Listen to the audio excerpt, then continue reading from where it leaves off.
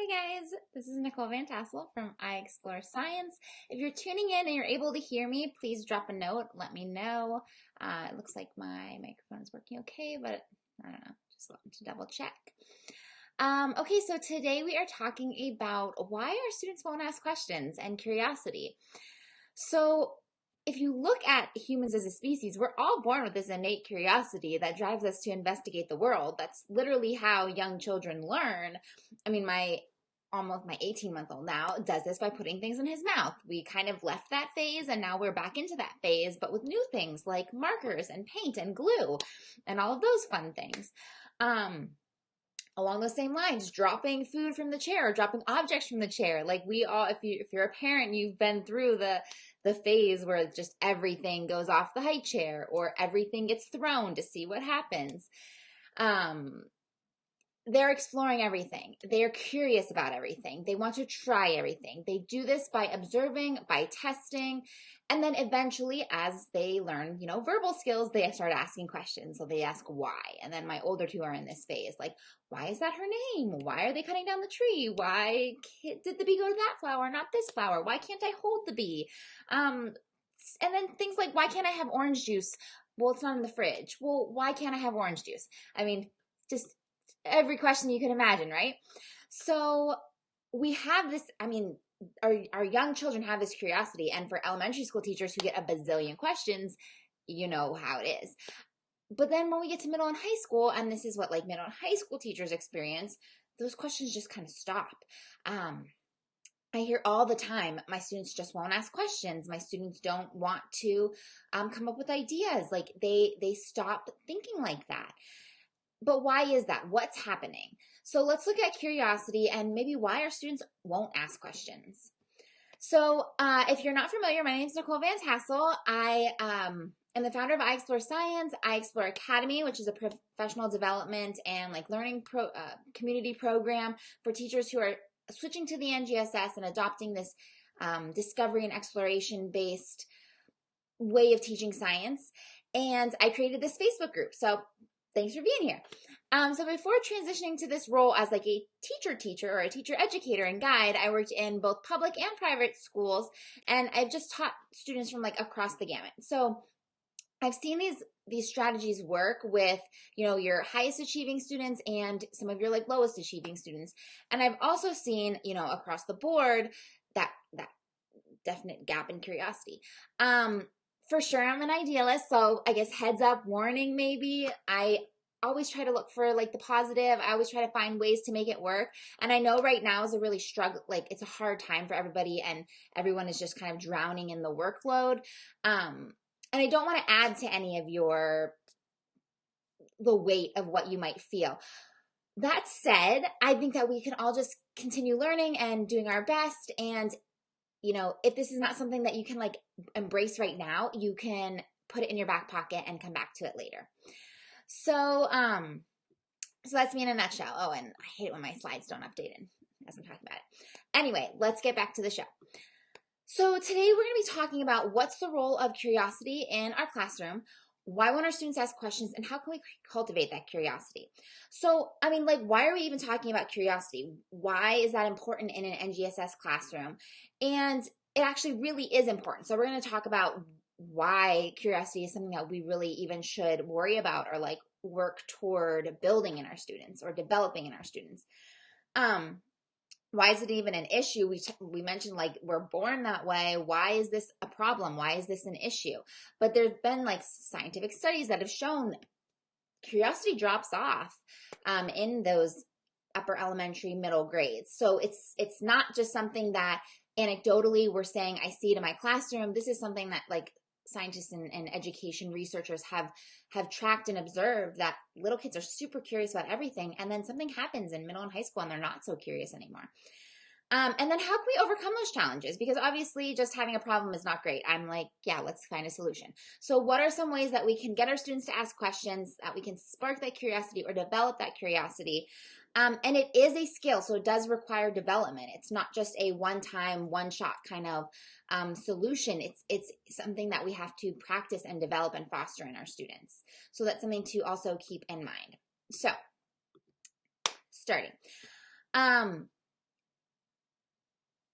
I'm a pretty curious like person by nature. I mean, I've been called like nosy and things like that in my personal life. And then in my professional life, I love learning. I love finding out new things. But even myself, who, I mean, I'm one of those people who probably became a teacher because I just liked school myself. And I just loved the content and loved the ideas and loved everything about it, right? You know, but even I struggled with these skills as an adult and as a teacher trying to adapt to this way of teaching, of asking questions, of noticing phenomena and so on. And I realized that if I were just going about my daily life, like I only pay attention to what's relevant to me. That makes sense when you think about the brain science of it. We pay attention to what's relevant. It's a survival skill. We're bombarded with like a bazillion pieces of information. Our brain has to sift through it in some way or another. So it filters out the stuff that it deems not relevant, whether it's not relevant to like, we have no emotional connection to it. It's not a survival kind of thing. Our brain just doesn't even notice it. So it makes sense in that brain science way that I did tune out the irrelevant information. And your students do it too. And that's why connecting to relevance in their lives is really important as you are going about teaching. This workshop isn't about that. If you are struggling with, connecting to relevance, that's something that we covered in the How to Anchor mini course that we did over the summer. And then members of iExplore Academy can actually access that at any time. So if you have questions about that How to Anchor program, which is all about bringing that relevant science phenomena and instruction into your science class, just reach out or drop a note even, comment here, and I'll reach out and let you know how you can get access to that. But basically, I was tuning out all of the stuff that wasn't relevant, which is okay, understandable, survival skill, but it meant that I was missing out on lots of opportunities to notice what was happening around me. And I'm going to be honest, I'm not like a crazy observant person. Like just by nature, I focus, I don't know, I guess I'm an introvert, so I'm very much like in my own head and inside myself. So I don't always notice those things anyway. And then when it's not relevant to me, I extra don't notice them. So it was really, really hard when I had to start thinking and noticing and wondering things around me so that I could then bring that into my classroom and help my students do that. So it is a skill. It can be challenging for even adults, but it is something that we can learn. And the funny thing is, the thing I want to point out is this is not, like I said, something that's come naturally to me. Like curiosity is, but like noticing and being curious kind of on the fly or based on like phenomena that I'm interacting with on the day-to-day, not something that really was something that, I don't know, I don't want to say it didn't come naturally to me, because I think curiosity is a natural skill, but like your students, it kind of worked its way out over my, life. But since really making an effort and since adopting this style of teaching that really forces me to start noticing phenomena and start thinking about the questions that I would ask, I feel like I am way more aware of what's going on, and I have these like weird, funny, curious thoughts all the time. And case in point, like while I was developing this workshop, I was like, I think about how I say I teach science, but really I'm teaching human science. And how does this influence the way I'm acting? Like, how does this influence how I'm perceived by my students? How my actions are then perceived by my students, how does it affect how I approach my curriculum or my purpose for showing up every day? Like, I don't have answers to these questions. These are just funny thoughts, because once you start noticing things, you just open your mind up to all of the bazillion questions that you could ask. And I understand these are not like science thoughts or science content, they're not your force and motion things you have to teach your students, or the factors that affect climate, but it is still curiosity is a skill, and we can cultivate it in all areas of our lives. And it's going to help us with our science observations and questioning and wondering and all of that. And the more we cultivate it in all of those areas, we just increase our ability to really apply it to natural phenomena as well. So one of the things that we can just do is kind of cultivate this practice ourselves in our own lives. Anyway, let's get back to our students, right? Okay, so I always like to use like educational research and philosophers' quotes and things like that. But I mean, sometimes pop culture does it. So why is it that one man builds a wall, the next man immediately needs to know what's on the other side? So this is from one of the Game of Thrones books. So curiosity is literally like an itch we have to scratch. And it's been described as like a mental itch by researchers. Um, and it was kind of like termed, I think, coined or something like that in like the 90s, that this was this explanation of how curiosity works and how like what we are experiencing. And basically, this definition or this explanation of curiosity is that we get this gap between what we know and what we want to know. And this gap has these like emotional ties or emotional consequences. And it creates this like mental itch, like, I really, really, really want to know that. And so we seek out knowledge because that's how we get rid of that feeling of like, I want to know that curiosity feeling. And we can see how it can really compel us to take action and to seek out information. If you look at like websites that use curiosity and hooks, and even like to the extreme, and this is not good, but like to the extreme, those like clickbait, headlines and things, they put something out there that you're like super curious about, or there's a weird photo that you're like, what is that? And so you have to click on it because you just want to know, right? So that's how curiosity works. It's this little itch we need to scratch, and it really forces us to take action.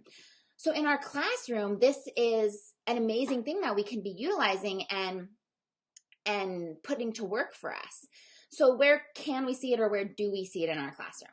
Well, we want to see it, we should be seeing it in our storyline flow. If we're going to have student-driven storylines, or storylines that are driven by students' questions, our students have to come up with questions. They have to be curious, and they have to want to find the answers to those questions. So curiosity is really at the basis of all of our storylines, because that's what's turning it from a teacher-driven storyline to a student-driven storyline. Curiosity also, so that's just like purely practical. We just need it to make our storylines work. Sure, everybody can just come up with random questions. We've all been in activities or workshops or whatever where we just have to write down questions. But obviously the best questions and what's going to lead to the best investigations are the ones that came from like that natural curiosity. That kind of also flows into motivation. So it forces us into action. It creates this like intrinsic reward system. And it's actually like a brain thing too. When you're curious, the limbic reward system in your brain actually like lights up. And so this is why if we can use this, create this curiosity in our classroom, we can use this as motivation. And then it's not like about giving those Jolly Rancher prizes or whatever. It's about the students just want to know the answer, and their brains are like rewarding them when they seek out the answer and when they discover and find that answer. So it creates that intrinsic motivation. And it's a lot less work when they're more motivated and like you're not trying to motivate them extrinsically. So it's a bonus for you. And then finally, learning and like personal growth. So there's research that shows that we increase our ability to learn and retain information. So that's important, retention, when our curiosity is ignited. When we discover something, we find out something, we learn something that was kind of based on a question that we had developed and our own curiosity, we're just more likely to remember it. And there's also research that shows that the degree to which we are curious correlates to our openness, to grow personally, to be empathetic, to connect with others. We can be curious about other viewpoints and be willing to explore those viewpoints and be more aware of our own, so we have greater self-awareness, be more aware of our own beliefs or ideas or experiences, and really how those are even influencing our actions, our interactions, our relationships, all of that stuff. I know that's not sciencey, but it's still a human thing. And remember, we're teaching human science. We're not just teaching science. So that's all things that we want to, incorporate, or areas that we can incorporate curiosity in our classroom or see curiosity in our classroom. But now we get to the problem. So why won't our students ask questions? What is the problem here? We know we want our students to ask questions like, what's happening? So one of the big things is that we just don't have time. If we don't take time to pause and to reflect, we're not going to have the time to notice and marvel and wonder and ask these questions, right? We rush about our day. We run through our day. Our students run through their days. We we move students from one activity to the next activity to the next activity. And a lot of times we don't take that like pause break to really think about what we're seeing or think about what we're noticing. We just jump from one thing to the next.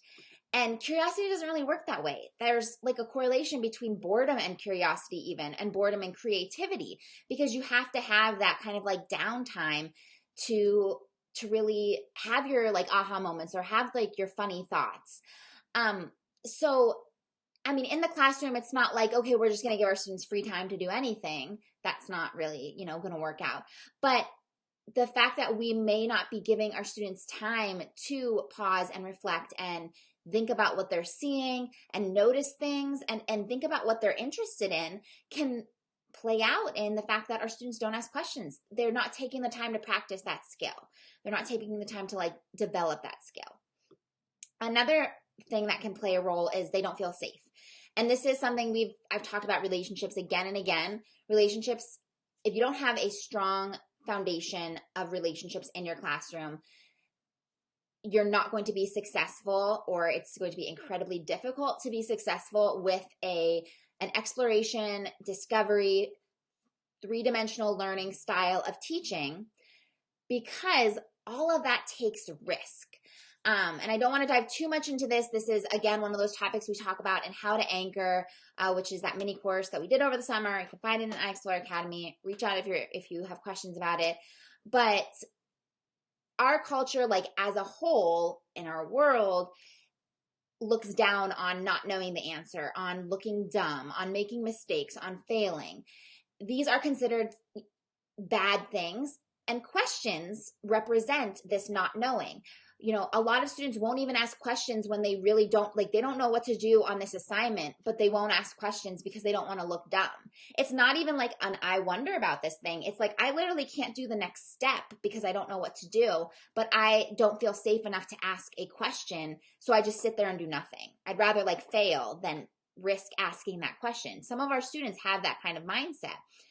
So if our students don't feel safe in our classroom, if they don't have those relationships, if you don't have that relationship set up, that culture set up, so not just your relationship with students, but your whole classroom culture, where it's okay to fail, it's okay to make mistakes, it's okay to ask questions, it's okay to not know the answer, then our students might not be willing to share their ideas. One thing that I really liked about Erin Sadler shared this strategy with me. So Erin Sadler of Sadler Science, she shared how she talks about, instead of asking students to ask questions, she asks them to make like wonder statements. And it's a simple shift, but for whatever reason, she has found that her students respond better to being asked to make a wonder statement versus a question, because again, questions look like, I don't know what to do, I'm not smart, I don't know the answer, where wonder, like I wonder about this, is more, I'm not supposed to know the answer, I'm just kind of wondering about things. So that's one kind of little quick strategy. But we really need to create cultures that normalize like not knowing the answer. Another reason our students might not be asking questions is like we just take over. And I am totally guilty of this. And I shared a story about how I did this to my daughter in a recent walk that we took. She had asked a question. She asked a question and I took over and I answered it. But the problem was, as soon as I answered it, she totally was not interested anymore. We over-explain sometimes. And over-explaining can actually be a way that we shut down questions, because we give our students like a lot more information even than what they were asking for. Or we give them all of the information, but we by doing that, we've taken away an opportunity for them to make sense of it, or for them to develop new questions about it. So with my daughter, she had asked about, why the swamp was not there anymore, because I had shared this used to be a swamp and now it's a like kind of like a grassy land area. It's succession. And I started to explain how the plants had moved in and things. And she totally was not. As soon as I started, I gave her an answer. She was done. She moved on. She was not interested.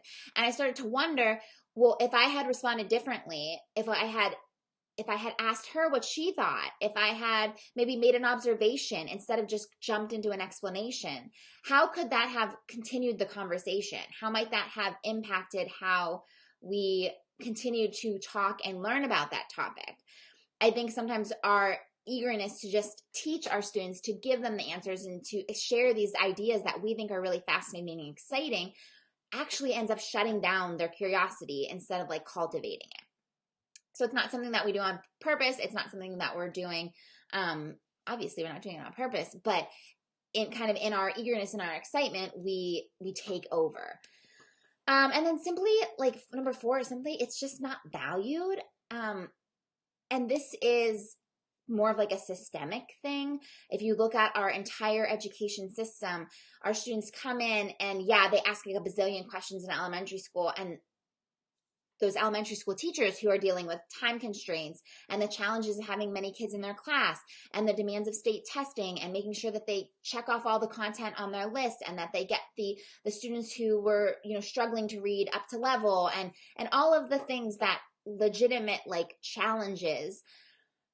It means that they don't have time to deal with a bazillion questions that elementary school students ask. So they say things like, I can't take your question right now, or we can't talk about that question right now.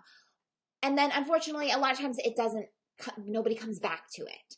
So we take away we basically shut down their questions, and we're kind of telling them that like your questions aren't valuable. In fact, your questions are not even valuable. Like they're not what we're going to answer, and they're not what we're going to study at all. I'm going to tell you what we're going to study. We're going to study these things. We're going to investigate these topics. We're going to look at this phenomena. And we're taking away our students' opportunities to ask those questions and to make choices about what they want to learn about and to make meaning about those things. And again, it's not to say that you need to go and give your students free reign over everything. That's not realistic in a public school or private school or charter school or a typical school classroom. As much as, we would like to just be able to let students be curious and learn kind of in that natural way, that's not necessarily realistic with the demands that we have placed on us. But a lot of what we do is sending messages to our students, totally, again, not messages we might mean to send. We don't mean to say like your questions aren't valuable. We won't mean to say like that idea or that thought isn't important or isn't worth investigating. But by simply brushing the question off, by putting it aside, by overlooking it, that's kind of what we're communicating. And I totally get that you're just, at some point, you're just like, I can't handle any more questions. A lot of times when I'm reading books with my kids, they ask like 20 million questions, and I'm like, oh my God, I can't take another interruption. I'm going to quit reading this book.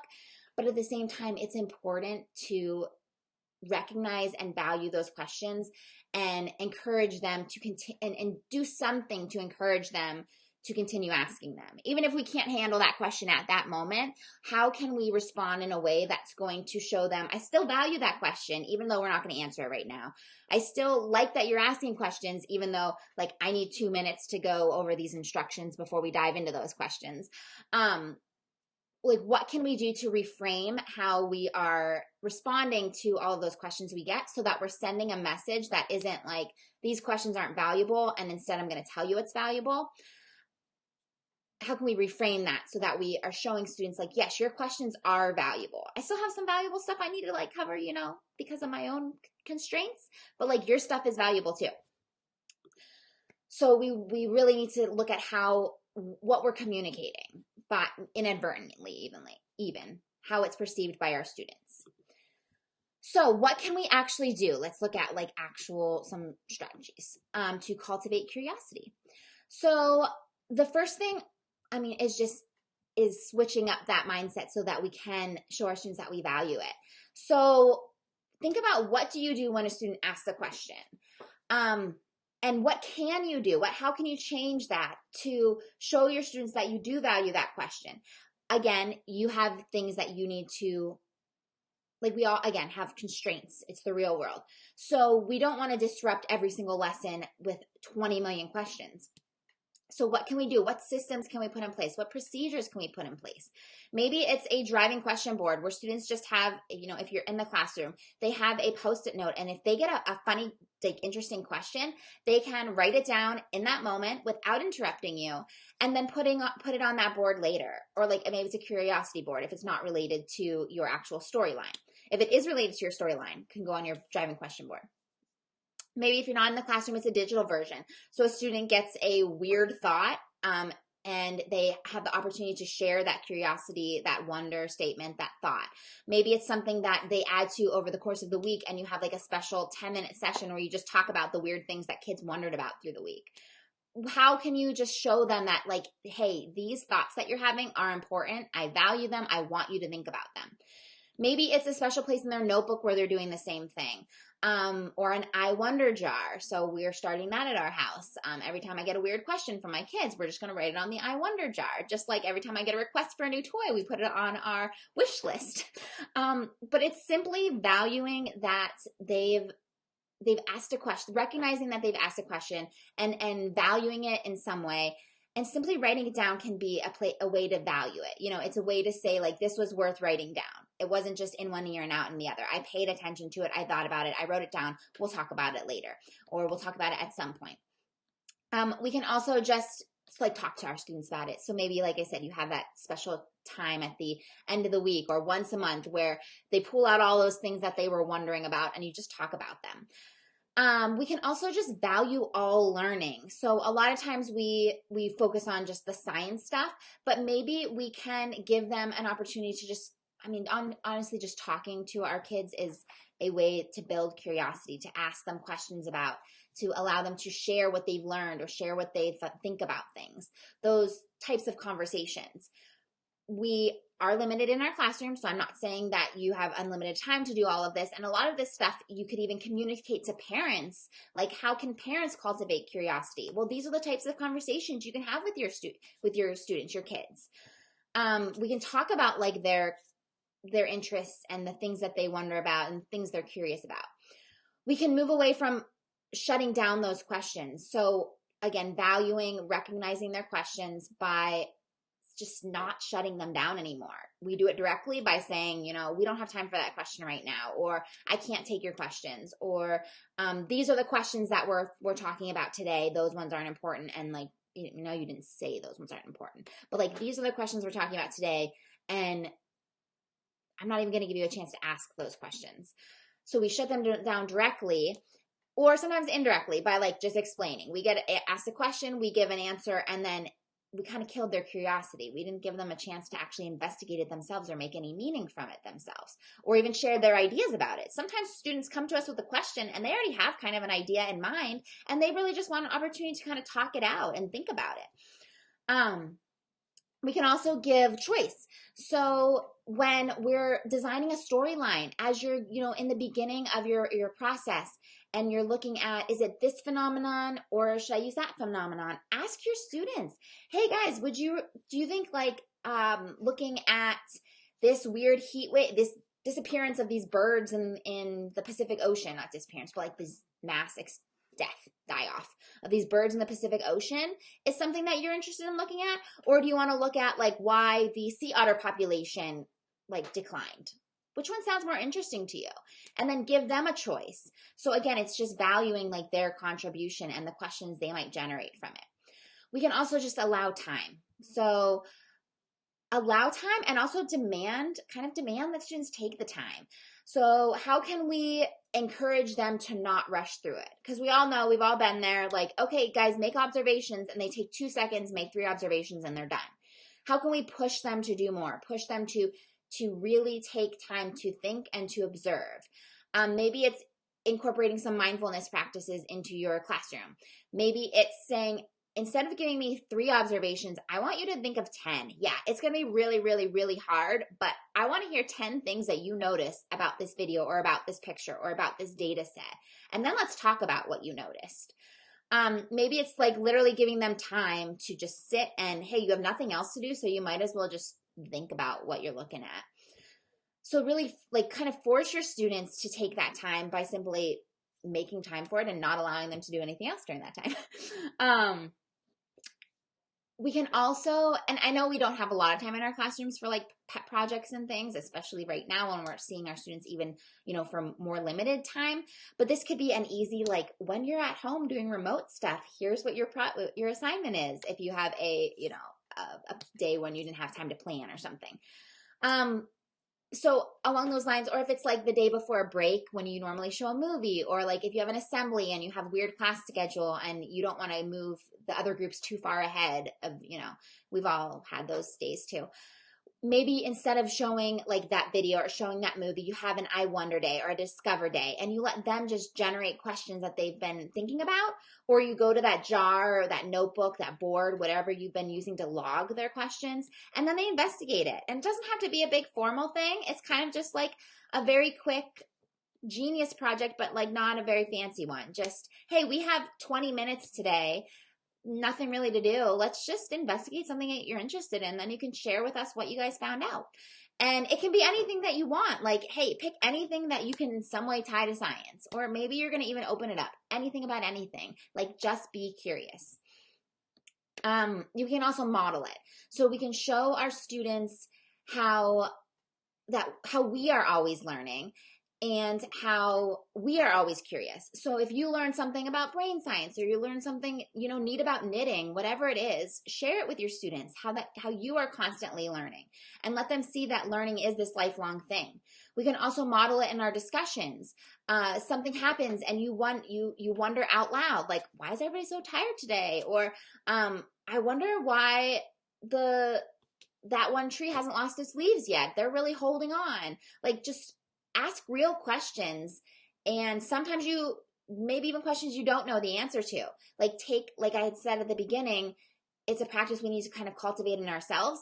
Like, take time to do that in front of your students as well, so they can see what it looks like, and how it starts with just like looking outside and noticing something, or seeing, the lab process and noticing something about it. And sometimes it's, stuff that you know the answer to, and sometimes, ask questions you don't know the answer to, and see what happens. So these are just a few ways that we can really try to cultivate that curiosity in our classroom, so that it's easier to get our students to ask those questions, and that we can build our storylines from it, so they're truly student driven and not teacher driven. Still crafted by teachers, still framed by teachers, you still have your objectives in mind, but they feel like they are student driven because students are the ones that are creating the questions, and they're the ones that are driving it forward, and their curiosity is kind of keeping the momentum going, and adding that like intrinsic reward element.